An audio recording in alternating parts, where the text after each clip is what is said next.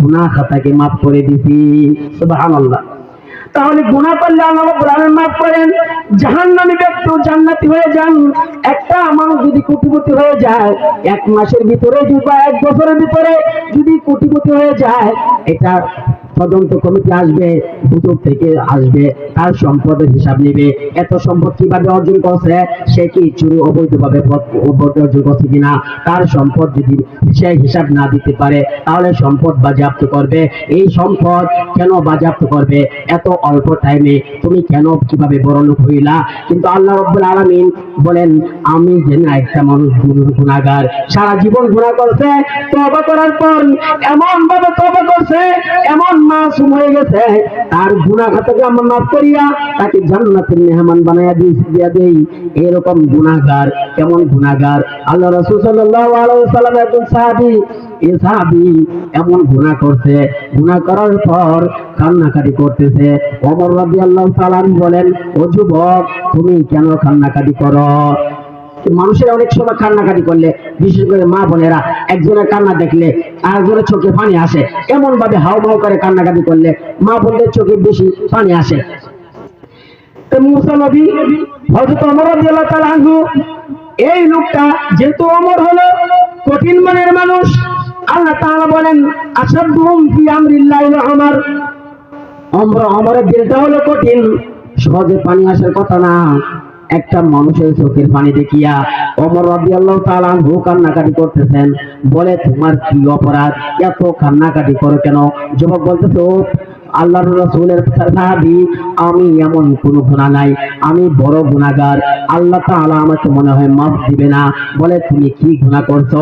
গুনাহর বিবরণ এখানে দিতে পারবো না, আমাকে নিয়ে যান আল্লাহর রাসূলের দরবারে। ওমর রাদিয়াল্লাহু তাআলা অনুমতি নেওয়ার জন্য রাসূলের কাছে গেলেন, গিয়ে বলতেছে, পয়গম্বর, ওমর রাদিয়াল্লাহু তাআলা চোখে পানি। আল্লাহর রাসূল বলেন, ও ওমর, তোমাকে কে কাঁদায়? এমন ভাবে কান্নাকাটি করতেছো কেন? ওমর রাদিয়াল্লাহু তাআলা বলেন, আপনার এক সাহাবী এমন ভাবে কান্না করতেছে, তার কান্না দেখিয়া আমার চোখের পানি আর রাখতে পারি নাই, সে আপনার সাথে কথা বলতে চায়। আল্লাহর রাসূল অনুমতি দিলেন, এই লোকটাকে নিয়ে আসো। এই ব্যক্তিটা আসিয়া আল্লাহর নবীকে বলতো, পয়গম্বর, আমার এমন অপরাধ করেছি, এই অপরাধের মনে হয় আল্লাহ তাআলা ক্ষমা দিবেন না। আল্লাহর নবী বলেন, তুমি কি গুনাহ করেছো? আমাকে তো একটা কারণে বানাইছেন, জাহান্নামে গর্ত ভরাট করা বানাইছেন, এজন্য আমি শুকরিয়া আদায় করলাম। এই শুকরিয়া আদায় করার পর হঠাৎ করে দেখে মুসা নবী, ওই লোকটা যে হাত নাই পা নাই, এ আলহামদুলিল্লাহ বলার কারণে সঙ্গে সঙ্গে তার হাত পা গজায়া সে পরিপূর্ণ মানুষ হয়ে গেছে। সুবহানাল্লাহ। শুকর গুজার বান্দা হও রে দুনিয়ায়, শুকর গুজার বান্দা হও রে দুনিয়ায়, যার কারণে নাজনিয়ামত বেড়ে যায়। প্রভুর শুকর আদায় যদি না করো, কঠিন আযাব হবে তোমার কবর। আল্লাহ তাআলা বলেন, লাইন শাকারতুম লাযীদান্নাকুম ওয়া লাইন কাফারতুম ইন্না আযাবি লাশাদীদ। এজন্য আল্লাহ তাআলা শুকরিয়া আদায় করলে আল্লাহ তাআলা নিয়ামত বাড়াইয়া দেন। আর যদি শুকরিয়া আদায় না করি, আল্লাহ তাআলা বলেন, ইন্না আযাবি লাশাদীদ, আমার আযাব কিন্তু বড় কঠিন। সময় কম, আপনাদের সামনে যে আয়াত তেলাওয়াত করেছি, আল্লাহ তাআলা পয়গম্বরকে বলতেছেন, কুল ইয়া ইবাদিয়াল্লাযীনা আসরাফু, ও পয়গম্বর, মানুষ গুনাহগার, মানুষ গুনাহ করলে মানুষ সে নার্ভাস হয়ে যায়, সে নৈরাশ হয়ে যায় যে আমার মতো নাফরমান আল্লাহ কি আমাকে মাফ দিবে কিনা। যে গুনাহ করেছি, সারা জীবন গুনাহ করেছি, এই গুনার মাফ কি আল্লাহ দিবে কিনা। আল্লাহ তাআলা পয়গম্বরের মাধ্যমে জানায় দেন, বলিয়া ইবাদিয়াল্লাযীনা আসরাফু। আল্লাহ তাআলা বলেন, ও পয়গম্বর, আপনি বলেন, বলিয়া ইবাদিয়াল্লাযীনা আসরাফু, ও পয়গম্বর, আপনি বলেন, যারা আমার বান্দা ও আমার বান্দাগণ, ইবাদিয়াল্লাযিনা আসরাফু, তোমরা গুনাহ করেছো, গুনাহের কারণে তোমরা নৈরাশ হয়ো না। আসরাফু আলা আনফুসিহিম লা তাকুনাতু মির রাহমাতিল্লাহ। আল্লাহ তাআলা বলেন, তোমরা গুনাহ করেছো, অপরাধ করেছো, এজন্য আমার রহমত থেকে নৈরাশ হয়ো না। লা তাকুনাতু মির রাহমাতিল্লাহ ইন্নাল্লাহা ইয়াগফিরুয যুনুবা জামিআ। আল্লাহ রাব্বুল আলামিন বলেন, আমি তোমাদের গুনাহ খাতা মাফ করে দিব, যত গুনাহ করেছো সব গুনাহ মাফ করে দিব। আল্লাহ তাআলা ভিন্ন আয়াতে বলেন, ইন্নাল্লাহা লা ইয়াগফিরু আন ইউশরাকা বিহি। আল্লাহ তাআলা বলেন, সমস্ত গুনাহ মাফ করব শিরক ব্যতীত। এইজন্য শিরক করা যাবে না। শিরক ব্যতীত যত গুনাহ করব আল্লাহর কাছে মাফ চাইলে মাফ করবেন। ইন্নাল্লাহা ইয়াগফিরুয যুনুবা জামিআ ইন্নাহু হুয়াল গফুরুর রহিম। আল্লাহ তাআলা বলেন, ক্ষমাশীল এবং অতি দয়ালু। আল্লাহর মতো দয়ালু কেউ নাই। মানুষ গুনাহগার। আল্লাহ রাসূল সাল্লাল্লাহু আলাইহি ওয়াসাল্লাম বলেন, কুল্লু বানি আদম খাত্তাউন ওয়া খায়রুল খাত্তাইনাত তাওয়াবুন। আল্লাহ নবী বলেন, সমস্ত বনি আদম গুনাহগার। এই গুনাহগারদের মধ্যে তারা হইল উত্তম, যারা গুনাহ হওয়ার পর আল্লাহর কাছে তওবা করে। তাহলে মানুষ গুনাহগার, মানুষ গুনাহ হইতে পারে। গুনাহগার মানুষ গুনাহগার, আদম সন্তান গুনাহগার। এই গুনাহগারদের মধ্যে তারাই উত্তম। গুনাহ হওয়ার পর যখন আল্লাহর কাছে ক্ষমা চায়, তখন এই ব্যক্তিটা আল্লাহ তাআলার কাছে অতি প্রিয়। আল্লাহ নবী বলেন, আত-তাইবু মিনাজ যামবি কামাল্লা যামবা লাহু। আল্লাহ নবী বলেন, মানুষ যখন তওবা করে তার যেন এমন আমলনামা এমন হয়ে যায়, একটা বাচ্চা সদ্য ভূমিষ্ঠ হওয়ার পর তার আমলনামা যেমন কোনো গুনাহ থাকে না। একটা মানুষ যদি তওবা করে তার আমলনামায় কোনো গুনাহ থাকে না। সুবহানাল্লাহ। তাহলে গুনাহ হইতে পারে, আল্লাহর কাছে ক্ষমা চাইতে হবে। আল্লাহর কাছে ক্ষমা চান, সব গুনাহ আল্লাহ তাআলা মাফ করেন।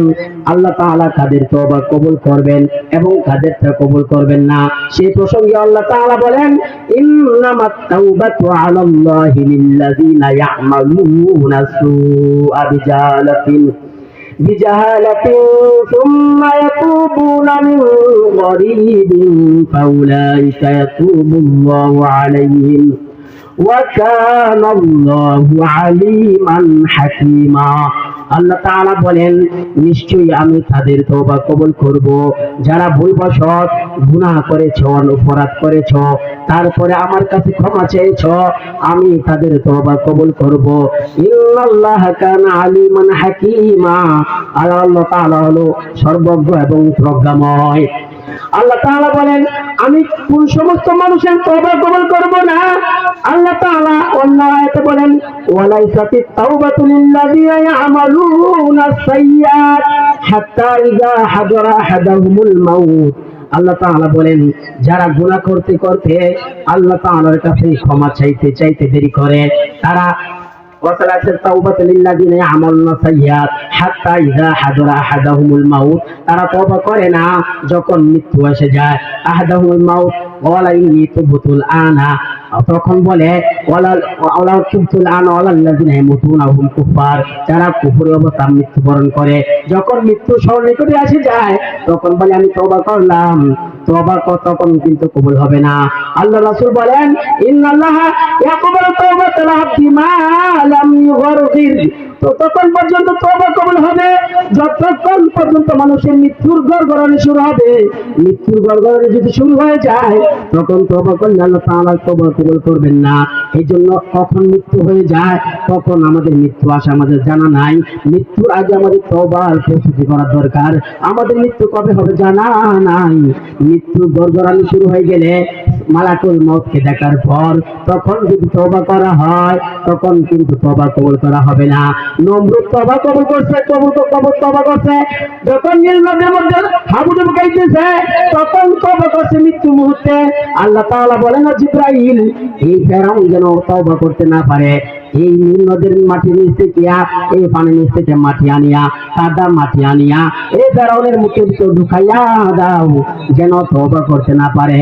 এই জন্য ও মা বোনেরা, মৃত্যু মুহূর্তে আমাদের ঘর গড়ানি শুরু হওয়ার পর্যন্ত তওবা কবুল হয়। আমরা গুনাহগার, গুনাহ হইতে পারে, আমরা মনে করি এত গুনাহ করছি আল্লাহ তাআলা কি মাফ দিবেন। কেমন গুনাহ আল্লাহ তাআলা মাফ দেন। মুসা আলাইহিস সালামের যুগে আল্লাহর কাছে মুসা নবীর আবদার, ও আল্লাহ এই পৃথিবীর মধ্যে জাহান্নামী মানুষ দেখতে চাই, জাহান্নামী মানুষ দেখতে চাই। মুসা নবী এই আবদার, আল্লাহ তাআলা বলেন, ও মুসা পয়গম্বর, আপনি যদি জাহান্নামী ব্যক্তি দেখতে চান তাহলে ওই রাস্তার মধ্যে দাঁড়ান, সকালবেলা যে লোকটা আসবে ওইটাই হলো জাহান্নামী। মুসা নবী রাস্তার মধ্যে দাঁড়াইছেন, দেখে একটা বৃদ্ধ লোক একটা বাচ্চা নিয়ে আসতেছেন। মুসা নবী এই লোকটা দেখার পর বলতেছে, ও আল্লাহ, আমার আবদার ছিল জাহান্নামী ব্যক্তি দেখা, আমাকে দেখাইছো। ও আল্লাহ, এখন আমি জান্নাতি ব্যক্তি দেখতে চাই, আমাকে জান্নাতি ব্যক্তি দেখাও। আল্লাহ রাব্বুল আলামিন বলেন, ও মুসা পয়গম্বর, যে রাস্তার মধ্যে আপনি দাঁড়াইছেন, যেখানে জাহান্নামী ব্যক্তি দেখতেন, ওই রাস্তার মধ্যে আপনি বিকালে দাঁড়াই দেন, আপনাকে জান্নাতি ব্যক্তি আপনাকে দেখায় দিব। এই মুসা নবী বিকালে আবার দাঁড়ায়, দাঁড়ানোর পর এই সকালবেলা যে লোকটা একটা বাচ্চা নিয়ে যাইছে, ওই পাহাড় থেকে লোকটা আবার আসতেছে। ওই লোকটাকে দেখিয়ে আল্লাহ তাআলার কাছে সে বলতেছে, ও আল্লাহ, বুঝলাম না, সকালে বলছি আপনি জাহান্নামী ব্যক্তি দেখান, এই ব্যক্তিকে দেখাইলেন, এখন বলছি জান্নাতি ব্যক্তি দেখান, একই ব্যক্তিকে দেখাইলেন। যে লোকটা সকালে ছিল জাহান্নামী, বিকালে কিভাবে জান্নাতি হয়ে গেল? আল্লাহ তাআলা বলেন, ও মুসা পয়গম্বর, এই লোকটা কি জানেন? এই লোকটা যখন পাহাড়ে গেছে, বাচ্চা জিজ্ঞাসা করতেছে, ও বাবা, এই বিশাল পাহাড়, এই পাহাড় এত বড়, এই পাহাড়ের চেয়েও বড় কিছু আছে নাকি? এই লোকটা বলতেছে, ও বাচ্চা, ও বাবা আমার, এই পাহাড়ের চেয়েও আসমান বড়, এই আসমানের চেয়ে বড় কিছু আছে নাকি? এই লোকটা তখন চোখের পানি ছেড়ে দিয়ে বলতেছে, এই আসমান জমিন পাহাড় থেকে আমার গুনাহ বড়, আমি এমন গুনাহ করেছি যে গুনার কোনো ক্ষমা নাই। আল্লাহ তাআলার এই আসমান বিশাল আসমান, এই বিশাল পাহাড়, এই পাহাড়ের চেয়েও আমার গুনার আরো ওজন বেশি। এই বাচ্চা আবার প্রশ্ন করতেছে, ও বাবা, তোমার গুনার থেকে বড় কিছু আছে নাকি? এই লোকটা চোখের পানি ছেড়ে দিতে বলতেছে, ও বাবা, আমার গুনার চাইতেও আল্লাহ রাব্বুল আলামিনের দয়া অনেক বড়। এই কথা বলার পর আল্লাহ রাব্বুল আলামিন বলেন, ও মুসা পয়গম্বর, আপনাকে যে লোকটাকে দেখাইলাম সেটা ছিল জাহান্নামী। এই লোকটা এমন ভাবে অনুতপ্ত হয়েছে, আমার বরত্ব বর্ণনা করেছে, আমি এমন খুশি হয়েছি, আমি তার জীবনের গুনাহ খাতাকে মাফ করে দিছি। সুবহানাল্লাহ। তাহলে গুনাহ করলে আল্লাহ রাব্বুল আলামিন মাফ করেন, জাহান্নামী ব্যক্তি জান্নাতি হয়ে যান। একটা মানুষ যদি কোটিপতি হয়ে যায়, এক মাসের ভিতরে বা এক বছরের ভিতরে যদি কোটিপতি হয়ে যায়, এটা তদন্ত কমিটি আসবে, দুদক থেকে আসবে, তার সম্পদের হিসাব নেবে, এত সম্পদ কিভাবে অর্জন করছে, সে কি চুরি অবৈধভাবে অর্জন করছে কিনা, তার সম্পদ যদি সে হিসাব না দিতে পারে তাহলে সম্পদ বাজেয়াপ্ত করবে। এই সম্পদ কেন বাজেয়াপ্ত করবে? এত অল্প টাইমে তুমি কেন কিভাবে বড়লোক হইলা? কিন্তু আল্লাহ রাব্বুল আলামিন বলেন, আমি যেন একটা মানুষ গুনাহগার, সারা জীবন গুনাহ করছে, তওবা করার পর এমন ভাবে তওবা করছে, এমন মাসুম হয়ে গেছে, তার গুনাহ খাতাকে আমরা মাফ করিয়া তাকে জান্নাতের মেহমান বানাইয়া দিয়া দেই। এরকম গুনাহগার, কেমন গুনাহগার? আল্লাহ রাসূল সাল্লাল্লাহু আলাইহি ওয়াসাল্লাম একজন সাহাবী, এই সাহাবী এমন গুনাহ করছে, গুনাহ করার পর কান্নাকাটি করতেছে। ওমর রাদিয়াল্লাহু তাআলা আনহু বলেন, ও যুবক, তুমি কেন কান্নাকাটি করো? মানুষের অনেক সময় কান্নাকাটি করলে, বিশেষ করে মা বোনেরা, একজনের কান্না দেখলে আরেকজনের চোখে পানি আসে, এমন ভাবে হাউমাউ করে কান্নাকাটি করলে মা বোনদের চোখে বেশি পানি আসে। মুসা নবী, হযরত ওমর রাদিয়াল্লাহু তাআলা আনহু, এই লোকটা যেহেতু ওমর হলো কঠিন মনের মানুষ, আল্লাহ তাআলা বলেন, আসাদুহুম ফি আমরিল্লাহি ওমর, ওমরের দিলটা হলো কঠিন, সহজে পানি আসার কথা না। একটা মানুষের চোখের পানি দেখিয়া ওমর রাদিয়াল্লাহু তাআলা আনহু কান্নাকাটি করতেছেন। বলে, তোমার কি অপরাধ, এত কান্নাকাটি করো কেন? যুবক বলতেছে, ও আল্লাহর রাসূলের সাহাবী, আমি এমন কোনো গুনাহ নাই, আমি বড় গুনাহগার, আল্লাহ তাআলা আমাকে মনে হয় মাফ দিবে না। বলে তুমি কি গুনাহ করছো? গুনার বিবরণ এখানে দিতে পারবো না, আমাকে নিয়ে যান আল্লাহর রাসূলের দরবারে। ওমর রাদিয়াল্লাহু তাআলা অনুমতি নেওয়ার জন্য রাসূলের কাছে গেলেন, যা বলতেছে পয়গম্বর। ওমর রাদিয়াল্লাহু তাআলা চোখে পানি। আল্লাহর রাসূল বলেন, ও ওমর, তোমাকে কে কাঁদায়? এমন ভাবে কান্নাকাটি করতেছো কেন? ওমর রাদিয়াল্লাহু তাআলা বলেন, আপনার এক সাহাবী এমন ভাবে কান্না করতেছে, তার কান্না দেখিয়া আমার চোখের পানি আর রাখতে পারি নাই, সে আপনার সাথে কথা বলতে চায়। আল্লাহর রাসূল অনুমতি দিলেন, এই লোকটাকে নিয়ে আসো। এই ব্যক্তিটা আসিয়া আল্লাহর নবীকে বলছে, ও পয়গম্বর, আমার এমন অপরাধ করেছি, এই অপরাধের মনে হয় আল্লাহ তাআলা ক্ষমা দিবেন না। আল্লাহর নবী বলেন, তুমি কি গুনাহ করেছো? তুমি কি শিরক করেছো নাকি? কারণ শিরক হলো মারাত্মক গুনাহ, এটা হলো বড় গুনাহ। আমি শিরক করি নাই। তুমি কি মানুষ হত্যা করেছো নাকি? তো মানুষ হত্যা করি নাই। মানুষ হত্যা করো নাই, শিরক করো নাই, অথচ এই দুইটা গুনাহ হলো বড় গুনাহ। তাহলে তোমার গুনার বিবরণ দাও, কি গুনাহ করেছো? যেই গুনাহ করেছো তার তোমার গুনাহ কি আল্লাহ তাআলার আসমান থেকে বড় নাকি? ও আমার মনে হয় আসমান থেকে বড়। তোমার গুনাহ কি আল্লাহ তাআলার রহমত থেকে বড়? ও আমার মনে হইতেছে আল্লাহ তাআলার রহমত থেকে আমার গুনাহটা বড় হবে। বলতেছে তোমার গুনার বিবরণ দাও। তুমি যদি বিবরণ না দাও আমি তো বুঝবো না তুমি কি গুনাহ করেছো। এই লোকটা বলতেছে, পয়গম্বর, আমি কাফন চুরি করি, মানুষ যখন দাফন করা হয় কাফন চুরি করি। আল্লাহর রাসূল বলেন, কাফন চুরি করো, এটা তো আল্লাহর কাছে ক্ষমা চাও, আল্লাহ তাআলা মাফ করবেন।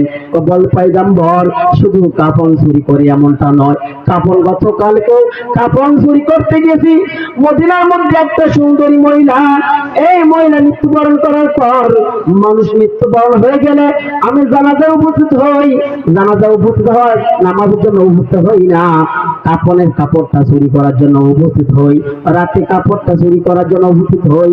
এই লোকটাও তখন জানাজায় উপস্থিত হইয়া, এই মহিলা সুস্থ একটা মহিলা, সুন্দরী মহিলা, এই যুবতী মহিলার কবরের মধ্যে রাতে ঢুকে গেছে। ঢুকিয়া এই তার 5টা কাপড় খুলিয়া এই কাপড়ের কাপড় কিনিয়া যখন আসবে, শয়তান তার গাড়ির মধ্যে সওয়ার হইছে। বলতেছে, ও যুবক, এত সুন্দর একটা রমণী মহিলা, যেটা তুমি একটা কাফন চূড়া, তুমি যদি বিয়ের প্রস্তাব দিতা তোমার কাছে বিয়ে দিত না। এমন সম্ভ্রান্ত বংশের মহিলা, এই মহিলাটা এখন এখানে মৃত্যু অবস্থায়, লাশটা যেহেতু পড়ে আছে, তুমি তোমার কাজ সম্পন্ন করে নাও, সে তো বাধা দিতে পারবে না। শয়তান আমার গাড়ি এমন অসুবিধা দিছে, আমি লাশের সাথে ব্যভিচারী করছি। এই লাশের সাথে ব্যভিচার করার পর যখন কবর থেকে উঠে আসি, এই কবর থেকে যখন উঠে আসি আমার কানের মধ্যে আওয়াজ হয়, বলতেছে, যুবক, তুমি আমাকে কি করলা? সারা এত লাশের সামনে আমাকে বেইজ্জতি করলা। কাল কিয়ামতের ময়দানে আমি যখন মৃত্যুবরণ করছি, আমাকে গোসল দিয়া জানাজার পড়াইয়া আমাকে দাফন কাফন করছে, আমাকে পবিত্র অবস্থায় রাখছে, তুমি কেন আমাকে অপবিত্র করলা? হে যুবক, আল্লাহর কাছে কাল কিয়ামতের ময়দানে তোমার নামে মামলা দিব, মামলা। এই যুবকটা রাত্রে ঘুমাইতে গেলে আওয়াজ হয়, আওয়াজ হওয়ার পর আল্লাহর রাসূলকে এই কথা, এই গুনার বিবরণ দিলেন। আল্লাহর নবী বলেন, এমন মানুষ হইতে পারে যে একটা লাশের সাথে এরকম অবৈধ কাজ করলো, এমন অপরাধী করতে পারে নাকি? এই কথা বলার পরে এই যুবকটা এখান থেকে চলে গেছে। মনে হয়েছে আমি নৈরাশ হয়ে গেলাম। আল্লাহর রাসূল তো আমাকে তওবার বিষয়ে কিছু বললেন না, কারণ শুধু বলছেন এই অপরাধ অনেক বড় অপরাধ। এই আল্লাহর রাসূল থেকে সে বিদায় হইয়া পাহাড়ে চলে গিয়ে কান্নাকাটি করতেছে, আল্লাহর নবীর কাছে গেলাম, আল্লাহর নবীও আমাকে নৈরাশ করে দিলেন। আমার যে অপরাধ, মনে হয় আমার মতন আর নাফরমানে দুনিয়ায় কেউ নাই। এমন ভাবে কান্নাকাটি করতেছে, আল্লাহ তাআলা জিবরাইলকে পাঠিয়ে দিতেন, বলতেছেন, ও পয়গম্বর, আপনি কি রিজিকের মালিক নাকি? না না, আমি রিজিকের মালিক হব কেন? আমাকেও আল্লাহ তাআলা পালায় এবং রিজিকের মালিক আল্লাহ। তো আপনি হায়াত দেওয়ার মালিক নাকি? না না, আমার হায়াতের মালিক আল্লাহ, মানুষকে হায়াত দেওয়ার মালিক আল্লাহ। তো আপনি কি ক্ষমা করেন মালিক নাকি? আমাকেও মাফ করে দেওয়ার মালিক আল্লাহ, মানুষকে মাফ করে দেওয়ার মালিক আল্লাহ। ও বলতেছে আপনার যে সাহাবী আপনার কাছে আসছিল এই অপরাধের জন্য, আপনি কেন তাকে নিরাশ করেছেন? সে এমন ভাবে কান্নাকাটি করছে, আল্লাহ তাআলা খুশি হয়েছেন, তার এমন অপরাধ আল্লাহ তাআলা ক্ষমা করে দিয়েছেন। সুবহানাল্লাহ। তাহলে অপরাধ করলেও, অনেক বড় অপরাধ করলেও তওবা করতে হবে। তওবা করলে আল্লাহ তাআলা গুনাহ মাফ করেন। আল্লাহ রাসূল সাল্লাল্লাহু আলাইহি সাল্লামের এই সাহাবীদের আরো দৃষ্টান্ত অনেক আছে, গুনাহ মাফ করছেন। মুসা আলাইহিস সালামের যুগে বৃষ্টি হয় না, আল্লাহর কাছে বলতেছে, ও আল্লাহ বৃষ্টির প্রয়োজন, আমার উম্মতেরা দশটা বৃষ্টির জন্য কি করা যায়? আল্লাহ তাআলা বলেন সবাইকে নিয়ে আপনি দোয়ার আয়োজন করেন। সবাইকে নিয়ে দোয়ার আয়োজন করছে, কিন্তু বৃষ্টি হইতেছে না। আল্লাহ তাআলা ওহী পাঠাইলেন, ও মুসা পয়গম্বর আপনি যদি বৃষ্টি পাইতে চান, আপনি যাদেরকে নিয়ে দোয়া করতেছেন এর মধ্যে একটা নাফরমান আছে, সে 40 বছর পর্যন্ত জিনায় গুনায় লিপ্ত ছিল, এই যদি মারপিট হতে না যায় আমি তার গুনাহ মাফ করব না, তার জন্য বৃষ্টি দিব না। এইভাবে যখন মুসা নবী বলতেছে এই মাঠে কে আছে গুনাহগার, এই জেনাকুর এখান থেকে উঠে যাও, এই ব্যক্তিটা এমন ভাবে তওবা করতেছে, আল্লাহ এখান থেকে যদি আমি উঠে যাই তাহলে সবাই আমাকে দেখবে এই লোকটা জিনাকুর, সবাই আমাকে পুরস্কার করবে, আমার লজ্জা হবে। আবার যদি আমি চোখের পানি ফালাই তাহলে মানুষে ভাববে আমি কাঁদতেছি, আমি মনে হয় এই গুনাহটা করছি। আল্লাহ এর সে দিল দেখে আল্লাহর কাছে এমন ভাবে রুজু হয়েছে, আল্লাহর কাছে তওবা করছে, আল্লাহ তাআলা তার তওবাও কবুল করছেন, সঙ্গে সঙ্গে বৃষ্টি নাযিল করছেন। মুসা নবী আল্লাহকে বলে, ও আল্লাহ আপনি বলছেন এখান থেকে এই গুনাহগার যদি উঠে না যায় বৃষ্টি দিবেন না, এখন তো কেউ উঠে যায় নাই, তা বৃষ্টি দিলেন কেন? ওই এই লোকটার, যে লোকটার কারণে আমি বৃষ্টি বন্ধ করছিলাম, এই লোকটার জন্য আবার বৃষ্টি দেওয়া দিলাম। তো কেন বৃষ্টি দিলেন? এই লোকটাকে দেখান, সে এত বড় গুনাহগার ছিল, আবার তাকে মাফ করে দিয়েছেন, এই লোকটাকে দেখান। আল্লাহ তাআলা বলেন, ও মুসা পয়গম্বর তাকে গুনাহ অবস্থায় আমি তাকে চিহ্নিত করি নাই, এখন যেহেতু নেককার হয়ে গেছে তার গুনাহ মাফ করে দিয়েছি, এখন তাকে আমি চিহ্নিত করব না, চিহ্নিত করব না। তাহলে গুনাহ করলে কাপড় ময়লা হয়ে গেলে, কাপড় ময়লা হয়ে গেলে আমরা কি ফালাই দিই? ফালাই না। আমাদের কাপড় মনে করেন ময়লা হয়ে গেছে, কাপড়টা একটা পছন্দের কাপড়, ময়লা হয়ে গেছে আমরা ফালাই না। বেশি ময়লা হয়ে গেছে কি করা যায়? এটা হুইল পাউডার অথবা সাবান অথবা সোডা দিয়া গরম পানি দিয়া ধুলে কি হবে? বেশি ময়লা হয়ে গেলে গরম পাউডার, বেকিং পাউডার, সোডা দিয়া জাল দিলে এই কাপড়ের ময়লাটা ছাড়বে। তখনও কাপড়টা আমরা ফালাই দিই না। এই কাপড় ময়লা হওয়ার পর গাড়ি নিয়ে কতক্ষণ বাইরে আই, বাইরের পরেও এই কাপড়টা ফালাই দিই না, বাইরের পরে পানির মধ্যে কষলাই, কষানোর পরে কি করি? এই পানিটা আবার চিপটা ফালাইয়া এটা আবার ঝাড়া দিই, তারপরে রোদ্র শুকাই, রোদ্র শুকানোর পরে এই কাপড়টা আমরা উপযোগী করার জন্য এই কাপড়টাকে কি করি? কাপড় ইস্ত্রি লন্ড্রি করি না, গরম হিট দেই, কাপড়টা সমান করি, এটা আবার উপযোগী হয়ে যায়, সুন্দর হয়ে যায়, নতুনের মতো হয়ে যায়। আল্লাহ তাআলা বলেন, আমি যদি তোমরা গুনাহ করো, এই গুনার কারণে যদি আমি তোমাদেরকে এইভাবে ধুলাই করতাম, যদি বলতাম এই ব্যক্তিরা নাফরমান, ও ফেরেশতারা এই নাফরমানদেরকে ধরার পরে ওদেরকে সাবান সোডা দেয়া পানি দেয়া কতক্ষণ জাল দেওয়ার পরে গাড়ির মধ্যে কতক্ষণ বাইরের পরে শেষ না, তার গুনাহ শিক্ষা বার কর, সে গুনাহ শিক্ষা বার করার পরে শেষ না, তাকে রোদ্র টানা দিয়ে শুকানোর পরে শেষ না, লন্ডি দিয়া তাকে ইস্ত্রি কর। এইভাবে যদি কাপড়ের মতো উপযোগী করা যাইতো, এইভাবে যদি আমাদেরকে ধুলাই করা হইতো তাহলে আমাদের কত কষ্ট হইতো। কিন্তু আল্লাহ তাআলা আমাদেরকে তওবা নামক একটা দৌলত দিয়েছেন। আমরা যদি তওবা করি, তওবার উপরে যদি অটল থাকতে পারি, আল্লাহ তাআলা আমাদেরকে পবিত্র করে দিবেন, গুনাহ কাটাকে মাফ করে দিবেন। তওবার শর্ত, তওবা করলে সঙ্গে সঙ্গে তওবাকে ছেড়ে দেওয়া, ভবিষ্যতে গুনাহ না করা, গুনাহের প্রতি সম্মিলিত হওয়া। তাই তওবা আস্তাগফার, আল্লাহ রাসূল সাল্লাল্লাহু আলাইহি সাল্লাম বলেন, আমার কোনো গুনাহ নাই, এরপরেও আমি দৈনিক 70 থেকে 100 বার তওবা আস্তাগফার করছি। তাহলে আমাদেরও আস্তাগফার করা দরকার। মা বোনেরা কাজ করে, সংসারের কাজ করে, রান্নাবাড়ি করে, রান্না করার পর এদিকে শ্বশুর শাশুড়ি তারাও অসুস্থ, তাদেরকেও কাপড় চোপড় দিতে হয়, সন্তানদেরকে স্কুল মাদ্রাসা পাঠাইতে হয়, পেরেশানি দূর করতে হলে কি হবে, কি করবেন? বেশি বেশি আস্তাগফার করবেন। এই আস্তাগফার কারণে আল্লাহ তাআলা শরীরের মধ্যে শক্তি দিয়ে দিবেন। এই জন্য বেশি বেশি তাওবা আস্তাগফার করা। সময় কম, যে কথাগুলো বললাম শুনলাম, প্রত্যেকে আমল করার তৌফিক দান করুন, আমিন। আসসালামু আলাইকুম ওয়া রাহমাতুল্লাহি ওয়া বারাকাতুহু।